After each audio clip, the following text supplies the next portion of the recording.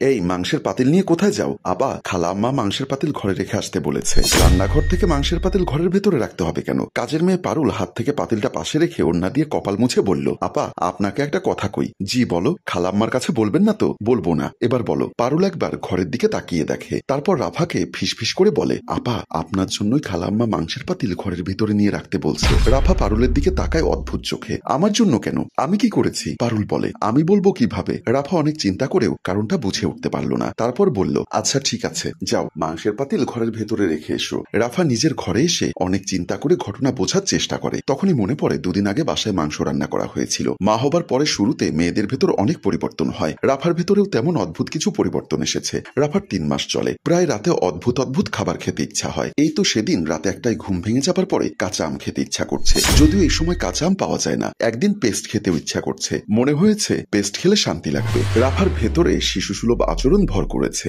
বিয়ের পর কখনো রান্না হলে সবার আগে তরকারি খায়নি। তবে সেদিন কি হলো, সে যখন প্রচুর ক্ষুধা নিয়ে রান্নাঘরে গিয়ে দেখলো চিকেন ফ্রাই হয়েছে, দেখেই সে বেশ খুশি হয়ে যায় আর বাটিতে মাংসের টুকরো নিয়ে খেতে বসে গেল। তখন রাফার শাশুড়ি অবশ্য দেখে। রাফা সেদিকে দেখেও পাত্তা না দিয়ে খেতেই থাকে। রাফা সেদিনও ভাবেনি কেবল 4 টুকরো মাংস খাওয়ার কারণে এখন থেকে রান্নার পরে মাংসের পাতিল রান্নাঘরে না রেখে তার ঘরে রাখা হবে। রাফা পারুলের থেকে শোনা কথাটা চেপে যায়। থাকুক না কিছু কথা বুকের ভেতর চাপানো। একবার ভেবেছিল রাশেদ অফিস থেকে আসলে বলবে তাকে যেন বাবার বাসায় দিয়ে আসা হয়। তবে আবার সিদ্ধান্ত বদলে নেয়। ঠিক করে রাশেদকে কিছুই বলবে না। এসব কথা ওকে বললে যদি আবার শুধু শুধু কোনো বিষয় নিয়ে টেনশন করে। এরপর আর একদিন রাফা সোফায় বসে গান শুনছিল। হঠাৎ দেখে বাসায় ভালো তরকারি রান্না হয়েছে। আর সেদিনও পারুল তরকারির পাতিল আম্মার ঘরে গিয়ে রাখে। রাফা বুঝতে পারল নিশ্চয়ই এটা আম্মার হুকুমেই হলো। মনে মনে সে ভীষণ কষ্ট পেল। পোয়াতি অবস্থায় মেয়েদের একটু খাওয়া দাওয়া বেশি খেতে ইচ্ছা করে, তাই বলে বুঝি এমন করতে হয়? তার মধ্যে একটা জিদ চেপে বসলো। সেদিন খাবার টেবিলে সবাই যখন খাবার খাচ্ছিল তখন রাফা খাবার খেতে বসেই হঠাৎ সবাইকে অবাক করে দিয়ে বলল, আমি মাংস খাবো না, মাংস খাওয়া ছেড়ে দিয়েছি। তার শ্বশুর রহমান সাহেব একটু অবাক হয়ে বলল, কি বলছো বৌমা, তুমি হঠাৎ মাংস খাওয়া ছেড়ে দিলে কবে? রাফার শাশুড়ি অবাক হয়ে তাকিয়ে আছে। মনে মনে বলছেন, তোর জন্য মাংস রাখতে পারি না আর তুই মাংস খাওয়া ছেড়ে দিয়েছিস? তাহলে তো ভালোই হলো,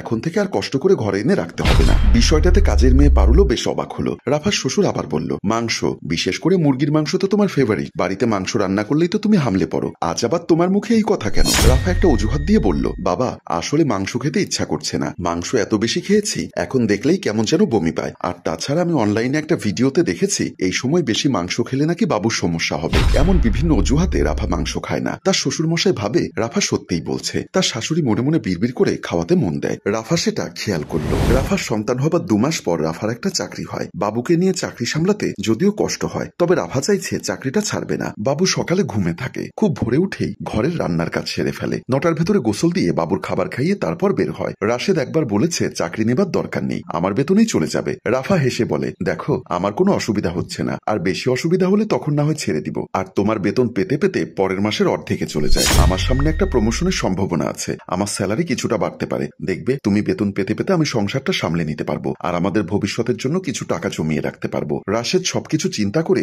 বউকে আর চাকরি করতে নিষেধ করে না। সেও জানে তার বেতন পেতে পেতে পরের মাসের অর্ধেক হয়ে যায়। কিছুদিন পরের কথা, রাফার আজকে অফিস ছুটি। সকালে একটু দেরি করেই ঘুম থেকে উঠেছে। পুরো সপ্তাহের ঘুম সব একদিনে পূর্ণ করে। বাসায় মাংস আর ইলিশ মাছ রান্না করা হচ্ছে। রাফার পছন্দ ইলিশ মাছের ডিম। তবে বিয়ের পরে সেই পছন্দের কথা যদিও চেপে যায়, কিংবা পছন্দের কোনো গুরুত্ব ছিল না। রাশেদ একটা ছোট চাকরি করত, অল্প টাকা বেতন। সেই টাকায় মা বাবা ভাই বোনের সবার ছোট ছোট চাহিদা পূর্ণ করতে হয়েছে। রাফা নিজের পছন্দের কথা চেপে যেতে শিখে যায়, কিংবা সময় শিখিয়েছে চেপে যেতে। রাফার টাকায় আজকে বাসায় বাজার হয়েছে। রাশেদ এখনো বেতন পায়নি। এবার বেতন পেতে মাসের অর্ধেকে চলে যাবে। রাফা নিজের বেতনের টাকা থেকেই রাশেদকে দিয়েছে বাজার করতে। রাফা দেখে আজকে আর পারুল মাংসের পাতিল নিয়ে শাশুড়ি ঘরে রেখে আসতে চায় না। রাফা বলে, পারুল মাংসের পাতিল তোমার খালাম্মার ঘরে দিয়ে আসবে না? পারুল জিওবাই কামড় দিয়ে বলে, আপা আমার ভুল হয়েছে, খালাম্মা তো বলেছে আপনাকে যেন একটা বাটিতে মাংস দিয়ে আসি, ভুলেই গেছি আপা। রাফা বলে, আমি এখন মাংস খাবো না, গোসলে যাব। পারুল বলল, আপা একটু খেয়ে দেখেন, আজকের মাংসটা খুব টেস্ট হয়েছে।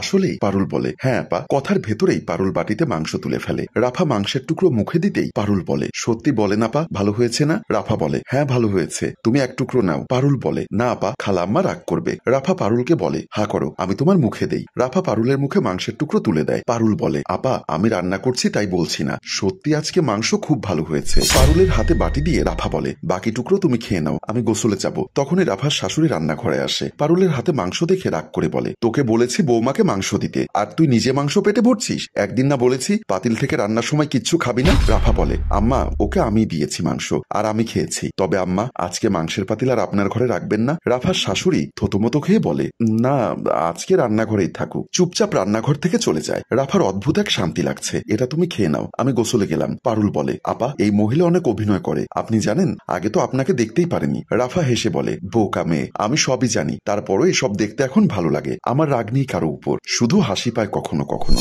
চুপ থাকার সুবিধা কি জানো? তোমার হয়ে সময় উত্তর দিয়ে দিবে। পারুল বলে, আপা, আমি পড়াশোনা করিনি, অত বুঝি না। রাফা বলে, বুঝতে হবে না, আর এক টুকরো মাংস খাবে? পারুল বলে, না, যদি খালাম্মাকে বলেন তাহলে আমি এখান থেকে 2 টুকরো মাংস আমার বাবুর জন্য নিয়ে যেতাম বাসায়। রাফা বলে, কাউকে কিচ্ছু বলতে হবে না, তুমি আজকে পুরো 1 কেজি মাংস কিনে বাসায় নিয়ে ফিরবে, আমি টাকা দিয়ে দিব। পারুল বাটি নিয়ে চুপচাপ দাঁড়িয়ে আছে। পারুলের চোখে পানি। রাফা রান্নাঘর থেকে বের হয়ে আসে। বহুদিন আগের রান্নাঘরের ঘটনা চোখের সামনে ভেসে ওঠে। বুকের ভেতরে আজকে শান্তি লাগছে, অদ্ভুত এক শান্তি। সম্মানিত ভিউয়ার্স, আমাদের গল্পটি এখানেই শেষ হলো। আপনাদের অনুপ্রেরণায় আমরা আরো এরকম ভালো জীবনমুখী গল্প নিয়ে আসবো, তাই গল্পটা শেয়ার করে আমাদের উৎসাহিত করবেন। ধন্যবাদ। গল্পটির রচনা ও পরিচালনায় অভি, ক্যামেরায় শিহাব এবং প্রযোজনায় মঞ্জুর মোর্শেদ। ধন্যবাদ।